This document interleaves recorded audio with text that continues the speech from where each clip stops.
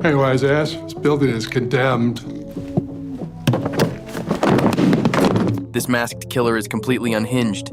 He chops off a cop's head with an axe and throws it straight down the stairs. A fire investigator hears the heavy thud of the severed head hitting the floorboards. Panicking, he sprints out of the burned apartment and locks himself in his car. Instead of driving away, he freezes in fear. The masked man calmly pours gasoline over the hood. With a flick of a lighter, the investigator is burned alive inside the vehicle. Across town, a young paramedic named Mary is thrust into a chaotic riot zone. She and her partner patch up bleeding civilians on the street. Suddenly, a blood-curdling scream echoes from a nearby alley. Mary rushes over to investigate. A warm drop of blood splatters directly onto her cheek. She looks up and gasps. A female reporter is strung up in the air. Her mouth is stretched wide open, stuffed with a grotesque mask. Before Mary can process the horror, a cameraman stumbles out of the shadows. His throat is slashed wide open. Mary drops to her knees, desperately applying pressure to his spurting neck.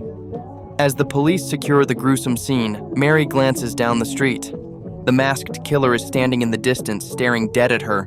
She blinks, and he vanishes into the fog. Covered in blood, Mary retreats to the firehouse for a shower.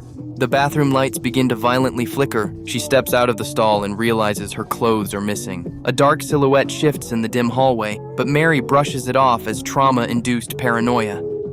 She heads back to her ambulance and calls her retired cop father to calm her nerves. But as she hangs up, a chilling detail catches her eye. A small bobblehead doll of her father sits on the dashboard. Its plastic head has been violently snapped off. Meanwhile, a desperate drug dealer tries to rob a local convenience store. Out of nowhere, the masked killer strikes again, slicing the dealer's girlfriend across the throat. The terrified store owner flags down Mary's passing ambulance. Mary sprints inside and finds the woman bleeding out on the floor. As she packs the wound, her fingers brush against a small, hard object on the tiles. It is the missing plastic head from her father's doll. Mary and her partner load the dying woman onto a stretcher and rush her to the ambulance.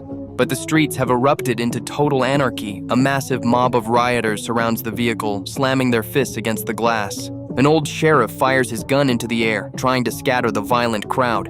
He screams at the paramedics to get out of there.